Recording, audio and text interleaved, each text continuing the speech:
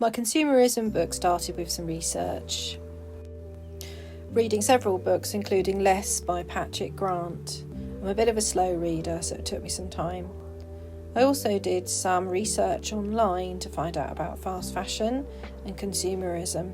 I used a lovely dip pen that I'd bought from a charity shop for writing my notes because it seemed appropriate.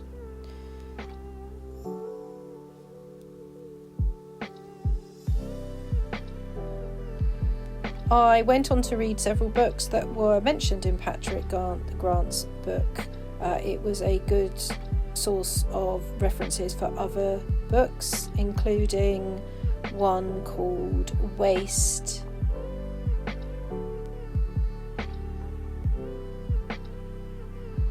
or The Waste Makers. The writing was very little. It proved quite challenging to read. I wanted to make some paper for this element. I knew this from the start that it was going to be part of it, and that I wanted to use bank statements because I like the irony of that. I haven't made paper for a long time, so I had to work out and also remember to film my process.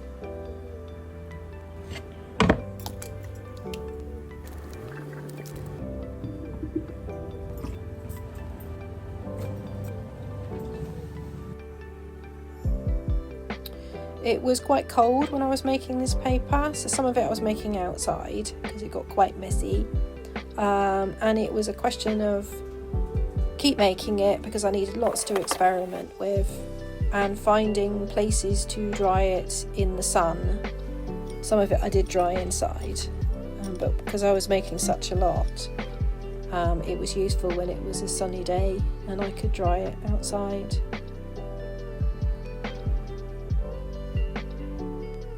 I wanted to set my receipts into the paper, so I tried doing this and also tried embossing paper. That worked well. The setting receipts they didn't stick. In Less by Patrick Grant, he talked about Harris tweed and how it was still made in this country, and I was really keen to use this. I found this little Harris tweed purse on Vinted, so I purchased it. It was quite small, but I worked out you could take it to bits.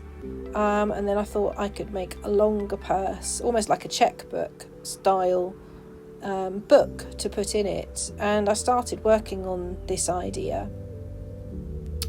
I tried sewing it together. I tried producing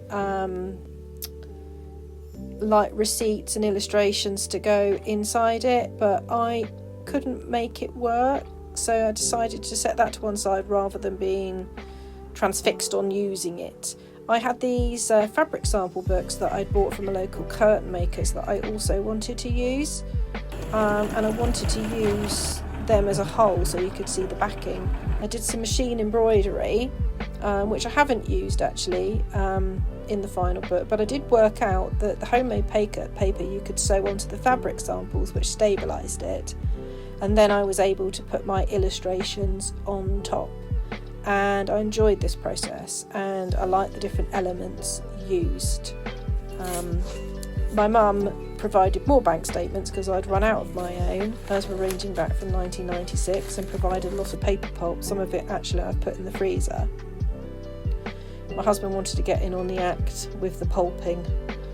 I put out a call out for more receipts because I wanted a varied selection, and so I got quite a few.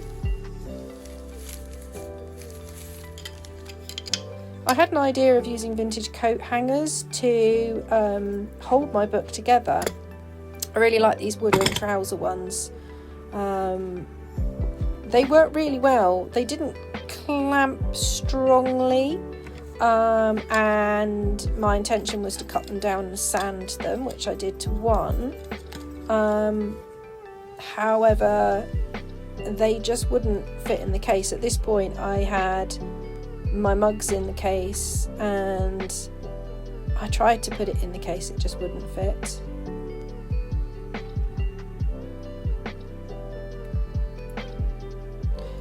What I do think I'll use them for is using in exhibitions. I think they'll be really beautiful, and I've actually used modern versions of this in the past to hang paper and things, but I think they'll be lovely to display elements of this book and bod in an exhibition in the future.